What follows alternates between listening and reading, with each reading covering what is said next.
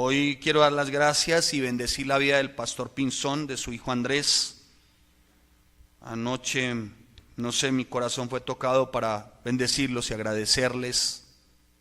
Pastor Pinzón, gracias, muchas gracias. No sabe usted de cuánta bendición ha sido esto para mi vida. Había estudiado por años el Sermón del Monte, lo conocía a través de Martín Lutero, lo escudriñé a través de Calvino, pero la verdad, pastor, gracias, gracias. Hoy entiendo que es como nunca antes lo que significa pobre de espíritu.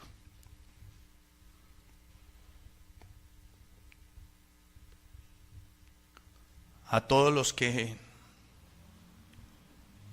nos ven, gracias en Boston, a nuestro hermano en Puerto Rico, a los hermanos en Chile, en Paraguay, a la gente en México. El hermano José Rodríguez me hizo el reclamo, dijo, claro, pastor, usted solamente nombra países internacionales, pero no nombra La Punta, ni el Rosal. Bueno, está bien, hermano, La Punta y el Rosal. Gracias, hermano, qué bendición. De verdad, todos los que rodean este ministerio con oración. Mire, ustedes no saben cuánta gente está rodeando este ministerio. Y visité a este hombre porque, bueno, le quería escuchar y me dijo, pastor, lo animo, lo bendigo, no desfallezca, no es fácil, pero lo animo, no desfallezca. Porque llegado el día en que el Señor le bendiga, vamos a decir todos, la oración del justo puede mucho. Me impactó ese hombre.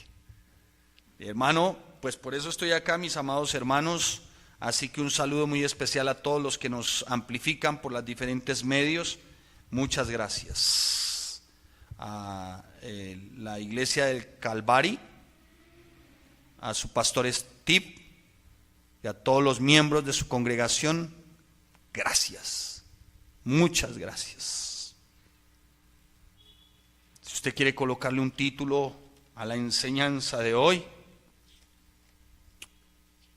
para los que toman apuntes, el título de la enseñanza de hoy es No a mi manera, Señor. No a mi manera, Señor. Y me va a acompañar, por favor, a Segunda de Crónicas, capítulo 25. Segunda de Crónicas, capítulo 25. No a mi manera, Señor. Y vamos a estar leyendo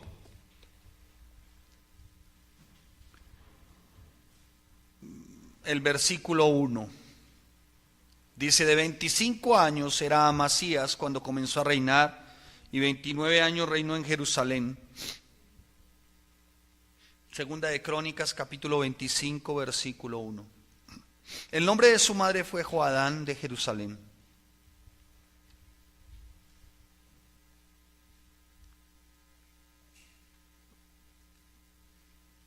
Hizo él lo recto ante los ojos de Jehová, aunque no de perfecto corazón.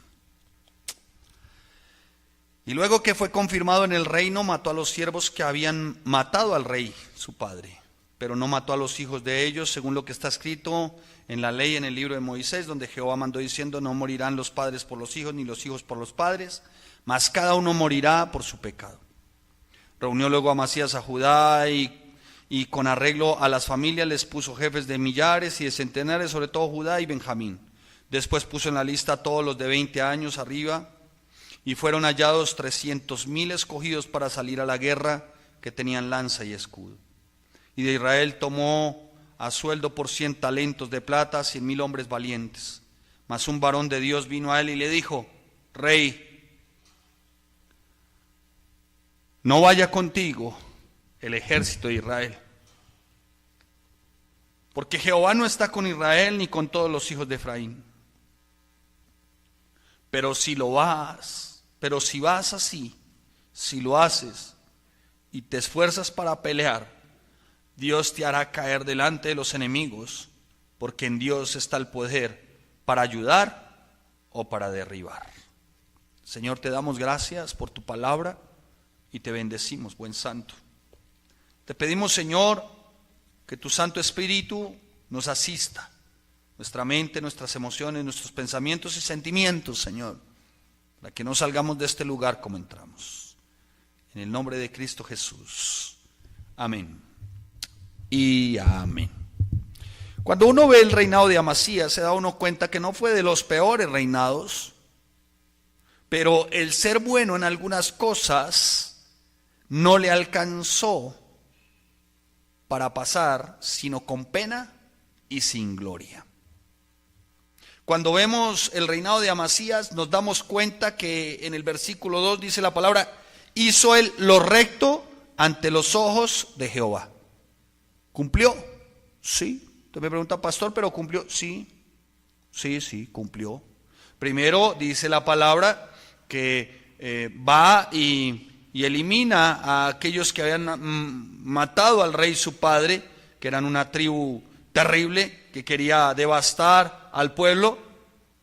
Cumple y no mata a los hijos de ellos porque estaba cumpliendo la ley, dice la palabra según el libro de Moisés.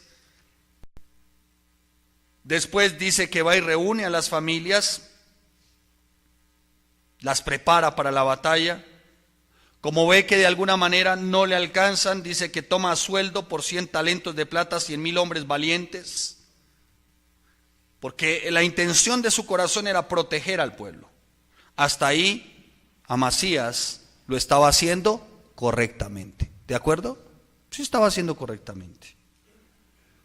Mas sin embargo, en el versículo 7 dice la palabra: mas un varón de Dios vino a él y le dijo: rey, no vaya contigo el ejército de Israel, porque Jehová no está con Israel ni con todos los hijos de Efraín. Bien, aquí vemos cómo el profeta no fue diseñado para consolar, sino para exhortar. El profeta no fue aquí diseñado para traer porras y para exaltar al humano rey. El profeta fue diseñado aquí para llamar la atención de un rey. No haga conforme Dios quiere que tú no hagas. Y aquí ya empezamos a ver la falta de rectitud del corazón de Amasías. Y Amasías dice en el versículo 9, le dice al varón de Dios: ¿qué pues se hará con los 100 talentos que he dado al ejército de Israel? Aquí ya Amasías empezó a poner primeramente lo que era de él. ¿Qué era de él? Sus 100 talentos. Como quien dice: oiga, profeta, usted me dice que ya no. Bueno, ¿y lo que yo he puesto? Mi plática. ¿Y lo que yo he dado? ¿Qué se me va a perder? Y el profeta le responde de una manera bien particular. Dice: y el varón de Dios respondió: Jehová puede darte mucho más. ¿Que qué? Que esto. ¿Por qué creen que podía darle mucho más? Por una razón. Primera, bueno, hay dos razones. La primera, porque si accedía a obedecer, estaba dando muestras de despojarse. Amén. Y esto agrada a Dios. Y la segunda, estaba primero poniendo los preceptos y mandatos del Señor antes que su propia razón. ¿Me estoy haciendo entender? ¿Vamos bien? Entonces, le dice el profeta: Él puede darte mucho más. Solo que ponlo a Él en primer lugar, despréndete de lo que tú tienes, deja a un lado tu propia razón, porque Él puede darte mucho más. Y ahí vemos cómo desde el versículo 5 hasta el versículo 10, Amasías cumple. Amasías, de alguna manera, la ley la obedece. Mas, sin embargo, mire usted lo que hace Amasías. El Señor le da la victoria a Amasías. Resumo rápidamente. Hace pedazos el ejército enemigo. Logra la victoria. Versículo 14. Volviendo luego a Amasías de la matanza de los edomitas, ¿Dios le había dado la victoria? Sí. Trajo también consigo los dioses de los hijos de Seir y los puso ante sí por dioses y los adoró y les quemó incienso. ¿Qué tal la actitud de Amasías? Dios le da la victoria, Dios le da la instrucción, pone un profeta para que se le instruya, para que se le capacite, para que agrade a su Señor, pero Amasías hace conforme a él se le da su voluntad. Usted fue la que dijo lo otro, que quede claro. Por esto, dice el versículo 15, se encendió la ira de Jehová contra Amasías y envió a él ¿qué? Un profeta, que le dijo: porque has buscado los dioses de otra nación que no libraron a su pueblo de tus... le hace la pregunta, ¿por qué has buscado los dioses de otra nación que no libraron a su pueblo de tus manos? Como quien dice: oiga, Amasías, ¿usted por qué va a adorar a un Dios que ni a usted lo ha sustentado, que ni a usted lo ha cuidado, que ni a usted lo ha protegido, que ni a usted lo ha perdonado? ¿Por qué va a buscar otro Dios diferente? ¿Por qué Amasías? Y mire lo que responde Amasías, el querido Amasías, triste y célebremente Amasías recordado. Y hablándole el profeta estas cosas, él le respondió: ¿te han puesto a ti por consejero del rey? Déjate de eso. ¿Por qué quieres que te maten? Y cuando terminó de hablar, el profeta dijo luego: yo sé que Dios ha decretado destruirte, porque has hecho esto y no obedeciste ¿mi qué? Mi consejo. Mire la actitud de Amasías. ¿Sabe qué significa déjate de esto? No, primero, te han puesto a ti por consejero del rey. ¿Quién es usted para venirme a decir lo que yo tengo que hacer? ¿No lo han escuchado? ¿Quién es usted? A ver, si yo lo conocía a usted, yo sé quién era usted. ¿Quién es usted para venir a decirme lo que yo debo hacer? Y cuando le dice, déjate de esto, ¿sabe qué le está diciendo? No se involucre. Voy a decirlo más claramente, en términos ya más suspatenses. ¿A usted qué le importa? ¿A usted qué le importa? Yo hago mi vida como a mí se me antoja. Oye, que es que con el que vives no es tu marido. Déjate de eso. O sea, como quien dice, ¿a usted qué le importa? Oye, que tienes que vivir en rectitud y en integridad. ¿Y a usted qué le importa? O sea, parecía que Amasías estaba como contento solamente como con cumplir ciertos rasgos de ¿qué? De la ley. Como quien viene a la iglesia, ora, por ahí de pronto se escacha y diezma, o de chanfle ofrenda, y ya. Pero al que no se le puede llamar la atención. ¿Cuántos saben que los profetas no vinieron para consentir? ¿Sí sabían? Ay, pobrecito usted. Ay, no, mire, pobrecito. Ay, sí, pobrecito. No, el profeta vino para exhortar, para llamar la atención. ¿Para qué? Para arrepentimiento, para que se obedezca. ¿Y cuántos saben que cuando se habla de esa manera se incomoda? ¿Sí sabían? ¿Sí o no?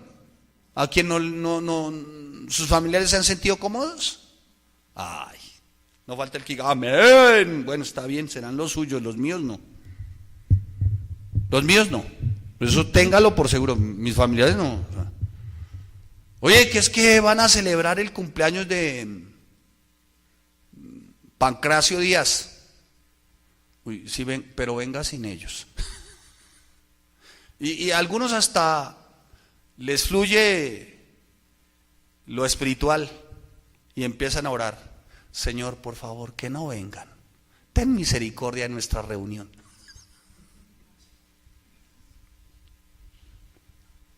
Claro, porque ¿qué les importa?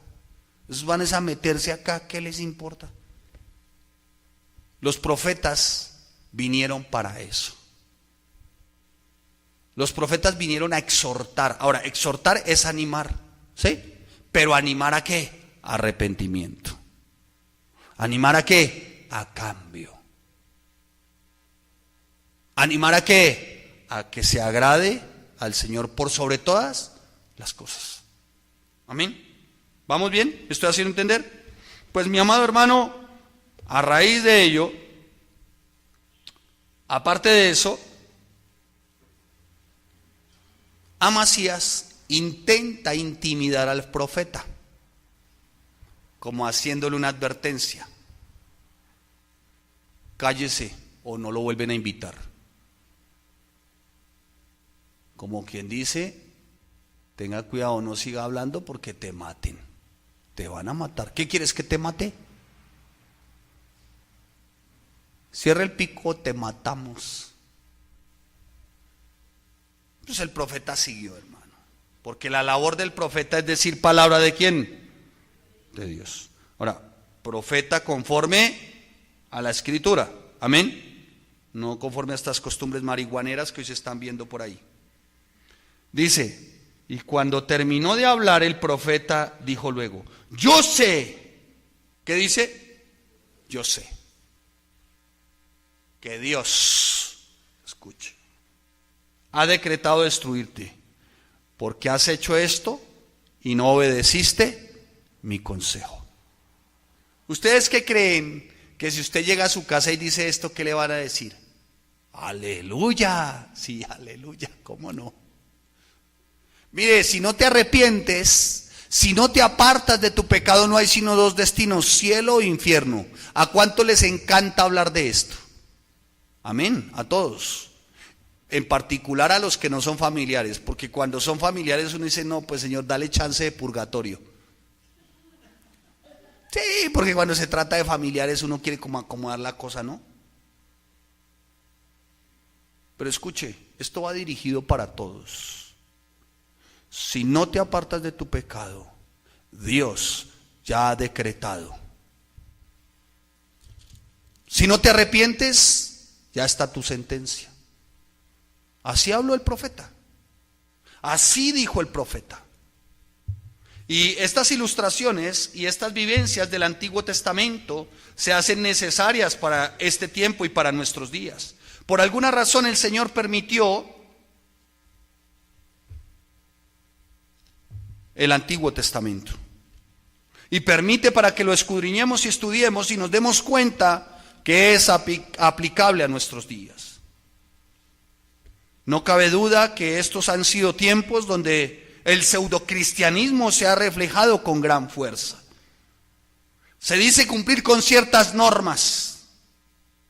Y escuche, mi amado hermano, hoy, en esta mañana, a mis hermanos, conocidos, familiares, amigos, a los que nos ven, en esta mañana el Espíritu del Señor quiere llamar especialmente la atención a aquellos que dicen ser cristianos, pero que lo son solo de manera nominal. O sea, esto es de banca.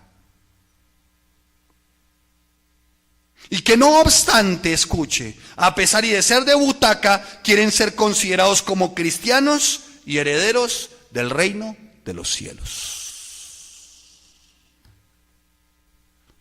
A mis hijos. De nada valdría, mis amados, como se los he dicho, se los he hecho saber a mis hijos, que el día que estos 66.5 kilos de carne putrefacta dejen de transpirar, de respirar, de nada valdría que ustedes se pararan frente al féretro y dijeran cuán lindo es su papá, cuán bello fue, cuántas instrucciones les dio tan lindas, pero que sus vidas fueran tan mundanas y asquerosas. De nada valdría. Dios no es un Dios que se complace en vanas palabrerías. Dios es un Señor que se complace en aquellos que hacen conforme a sus principios, preceptos y mandamientos. Para Él es claro que o se está con Él o se es enemigo de Él. No hay términos medios. Por eso en esta mañana el llamado de atención es particularmente, escuche, a aquellos que están acostumbrados a Señor, Señor. Y la instrucción es muy clara en el Evangelio de Mateo, capítulo 7, versículo 21, como lo estamos viendo en el Sermón del Monte, y lo hemos venido estudiando desde el capítulo 1, 2, 3, 4, 5, 6 y 7 de Mateo, palabra por palabra, precepto sobre precepto. Y dice la Escritura, no todo el que me dice Señor, Señor, entrará en el reino de los cielos, sino el que hace la voluntad de mi Padre, que está en los cielos. No se engañen. Hoy el Espíritu del Señor quiere llamar la atención a aquellos que dicen, Señor, Señor. Qué horrendo atrevimiento, hermano. Incluso tienen algunos al jactarse del santo nombre del Señor. Cuando incluso ellos mismos dicen, soy cristiano. Cuando no hay una relación con Él. Cuando no lo conocen porque no se escudriña su palabra. Pablo en una de sus cartas afirma de una manera vehemente que nadie puede conocer al Señor sin haberse desprendido, sin haberse despojado primeramente de su yo. Pablo cita en Efesios en el capítulo 4 y dice, del viejo hombre que está viciado conforme a los deseos engañosos. Dice, despójense de ese viejo hombre. Vístanse de Cristo. Despojarse de ese viejo hombre es aún conservar cierta apariencia, es aún maquillarse con cierta pincelada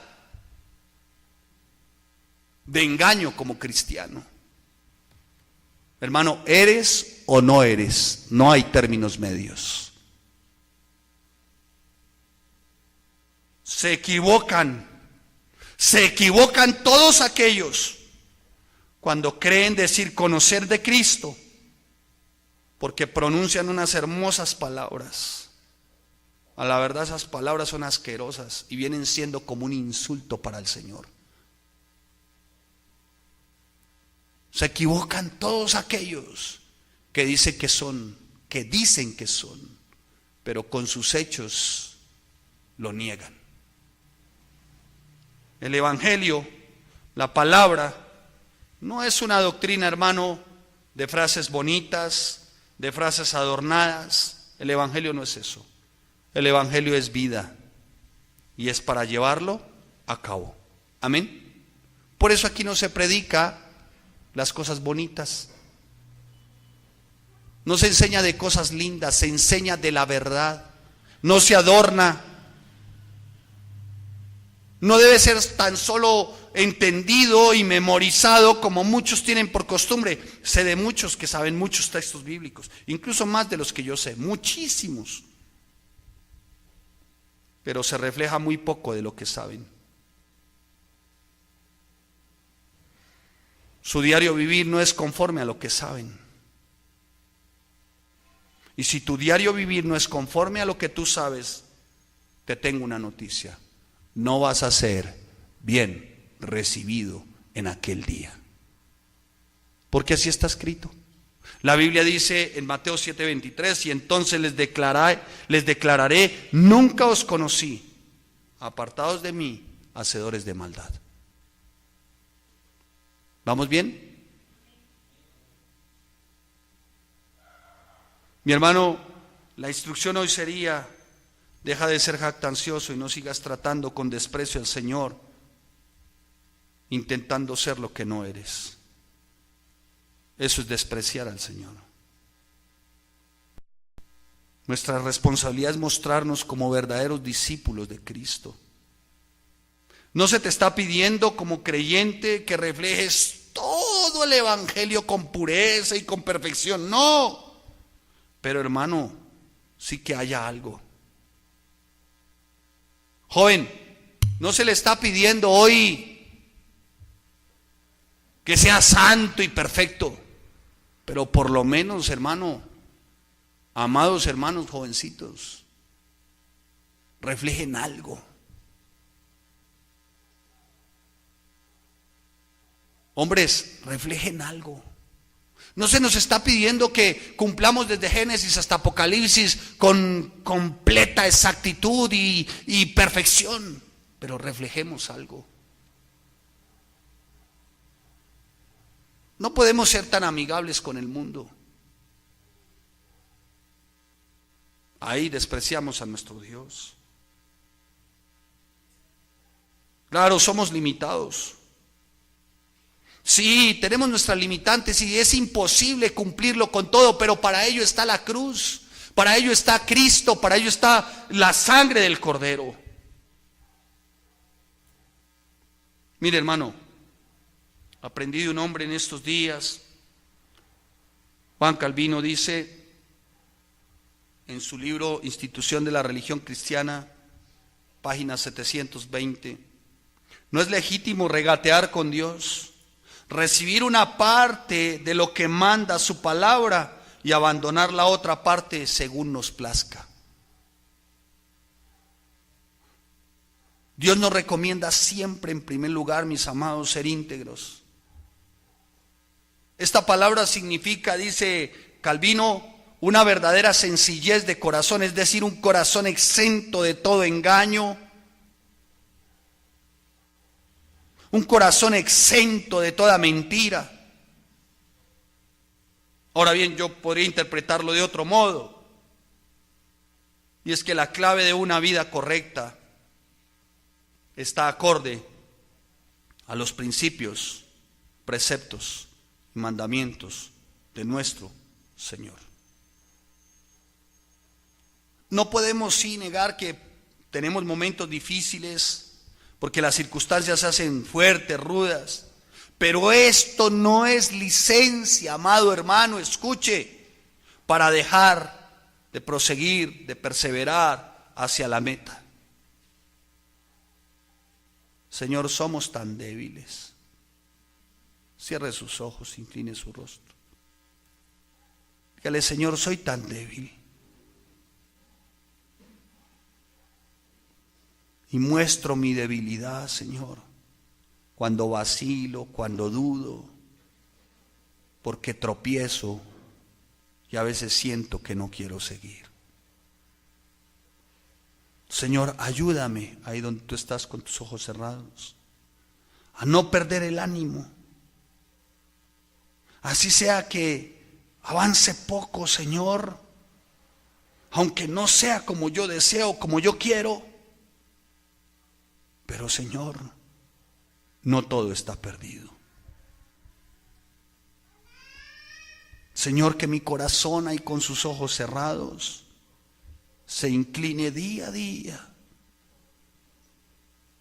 con una limpia intención recta y que nos esforcemos por ello.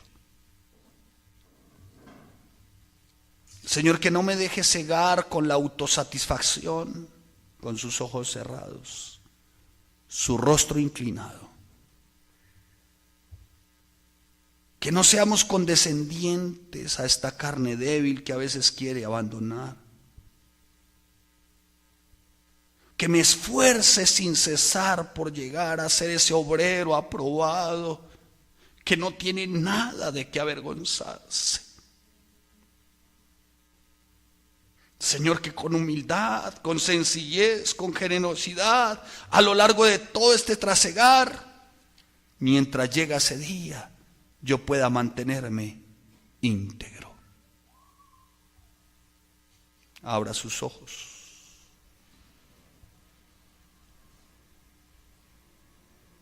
Déjeme compartirle rápidamente 3 principios fundamentales para que no sea como usted quiere. Amén. El primer principio: renuncie a usted mismo. ¿Cómo? ¿Cómo? Renuncie a usted mismo. que como creyente no me conforme a este mundo presente, mi amado hermano, sino que pueda ser transformado por la renovación, escuche, de mi entendimiento para discernir cuál es la verdadera voluntad de Dios, buena, agradable y perfecta. El apóstol Pablo lo describe de una manera bien especial en Romanos capítulo 12. Renuncie a usted mismo, hermano, no nos pertenecemos a nosotros mismos.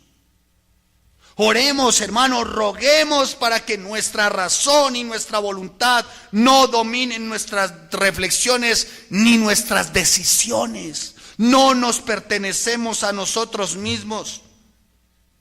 No tengamos como objetivo complacernos a nosotros mismos. Olvidémonos de ser posible de nosotros mismos. Olvidémonos incluso de lo que tenemos, de lo que somos, de lo que nos rodea. Todo es de Él y para Él. Somos del Señor. Pidámosle al Señor, orémosle al Señor que su Santo Espíritu nos oriente para que hagamos su voluntad, para que confiemos verdaderamente en sana sabiduría que viene de lo alto, para que dirija nuestras mentes y nuestras acciones.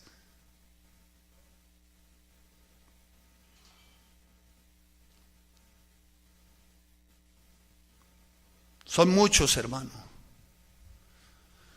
los beneficios que se reciben cuando tú renuncias a ti mismo. Bienaventurado aquel que renuncia a sí mismo, que renuncia a su propia autonomía, a su propio gobierno, a su propia razón, y que le dice al Señor: Señor, que no se haga conforme yo quiero, sino conforme a tu voluntad. Mire, hermano, el peor virus, la peor infección en el ser humano, y en este caso el creyente, es intentar ser capitán de su propio barco. Es intentar llevar su vida a su propia manera. Esa es la peor plaga que puede alcanzar a un hombre, a una mujer, para perderlo y hundirlo. La única salvación en medio de todo esto, la única tabla de salvación en medio de todo esto, es no ser sabio en nuestra propia opinión. No esperemos nada de nosotros mismos y para nosotros mismos. Vivamos para Él. Así como Él renunció a sí mismo, pongamos toda nuestra fuerza, nuestra inteligencia, nuestros dones, talentos, aún de ser necesario nuestros recursos al servicio del Señor, sin reservas. No se guarde nada. Dice el apóstol a los Gálatas: ya no vivo yo, es Cristo quien vive en mí. El segundo aspecto fundamental para que no sea como tú quieres, agrada a tu Señor. Procura hacer siempre su voluntad. Seguirlo con fidelidad, mi amado hermano. Procurando en todo tiempo y en todo lugar hacer su voluntad debe ser nuestro propósito. Dicho de otro modo, mi hermano, como creyente, debo adoptar una actitud que de verdad, hermano, refleje la presencia de mi Señor. Que nuestra intención sea la de rendirle cuentas. ¿A cuántos les incomoda rendir cuentas? No nos gusta rendir cuentas. En ningún área. No nos gusta que se nos examine ni que se nos evalúe.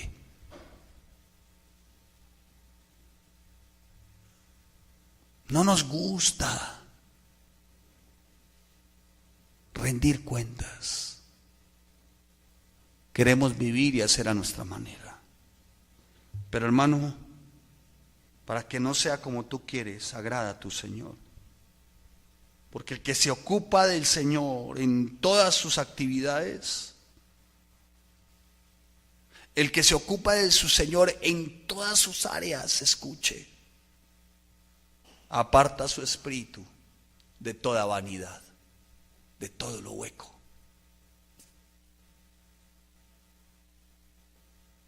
Por eso el Señor hace una exhortación a sus discípulos en Mateo 16:24, cuando les dice: ¿quieren ser mis discípulos? Vayan a la estaca de la ejecución. Tome su cruz, síganme. Pero primero les dice que tienen que renunciar ¿a qué? A sí mismos. Que tienen que agradarle ¿a quién? Al Padre.